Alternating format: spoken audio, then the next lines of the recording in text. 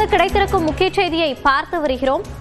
குழந்தைகளின் உயிரிழப்புக்கு காரணமான இருமல் மருந்தை தயாரித்த ஸ்ரீசன் நிறுவனத்தின் உரிமம் ரத்து செய்யப்பட்டிருக்கிறது. கூடுதல் விவரங்களோடு இணைகிறார் நமது செய்தியாளர் லிபிகா. லிபிகா, விவரங்கள்.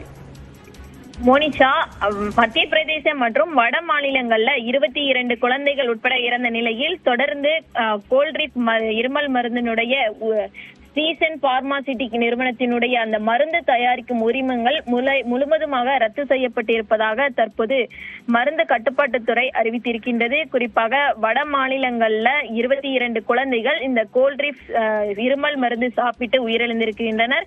இந்த இருமல் மருந்தில் டையத்திலின் என்கின்ற வேதிப்பொருள் கலந்த 48.6% நிறைந்த அந்த வேதிப்பொருள் என்பது பயன்படுத்தப்பட்டிருக்கிறது கண்டறியப்பட்டது.